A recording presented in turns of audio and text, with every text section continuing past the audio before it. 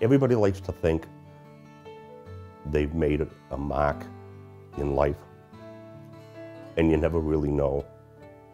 And I hope Mike knows, but he definitely did. He had a big heart inside that big personality, and he would just do anything for his friends and anything for you. Whether he was serving a warrant that was high risk, stopping a car, helping to corral a loose cow in the middle of the road, Chief Maloney brought a smile to work. You know, when you see the chief on duty, you knew what to expect. His routine would be the same thing every day. He'd be out here where he would want to be in the officer's room. He came in and put his gun belt on and carried the same load that everyone did. He would never ask you to do something that he wouldn't do himself. Just like on that date in April, he was always there to be first. Always wanted to be the one to help out. On the particular night, I was there for the whole duration of the call. We just parked our police cruiser in the driveway, walked up to the front door of the residence and obviously do a knock and talk. You expect them to answer the door if they're home. And this time, he didn't answer the door.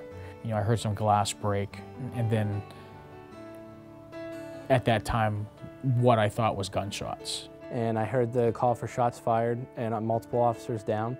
After making my way towards the group of officers that were behind the car in the yard, it became apparent to me very quickly that several of them had been wounded and that we needed to get them out of there. And as confused as everybody else seemed, Chief Maloney was there, behind his car with his rifle.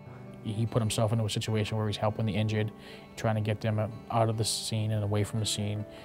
We had 2 officers that were severely injured, 1 fatally injured, but it could have been a lot worse. The officers that did survive that particular night have their families to go home to. You know, Chief Maloney is the officer that ultimately sacrificed his life for this to happen.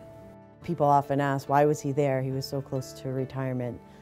He would have never, ever been sitting at home knowing that his guys were out at that call. He wanted to be there that particular night. And not only that incident itself, there's other incidents and other things that he chose to be part of that he didn't have to be. His initial role in that was basically on the peripheral, that he was going to be there. He was always there and always willing to do whatever it was that needed to be done.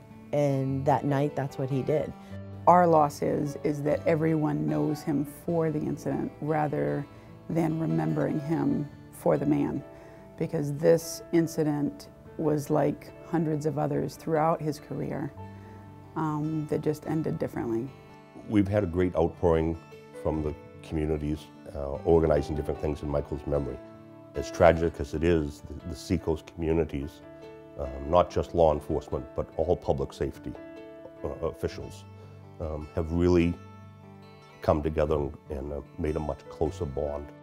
He would never want us to dwell on this. He would at most want us to, go have a great night out in Boston and raise a toast or 2 to him, but to continue on. Continuing his legacy of doing police work with service and commitment to the community at our very base is something that I think each officer here does, thinking of him. I got a lot of what I know about everything from being a good person at home and being a good person in the cruiser from Chief Maloney. He was our friend on and off duty. He was our chief on and off duty. And there's a lot of things that we do miss. We all wear these pins in his honor, and it makes me feel like I carry a little piece of him with me every day. Chief Maloney was such a part of my entire life, my family's life, my working life. It is a huge hole. There are days where I expect to hear him stomping down the hall, and you don't. And so yes, miss him every day.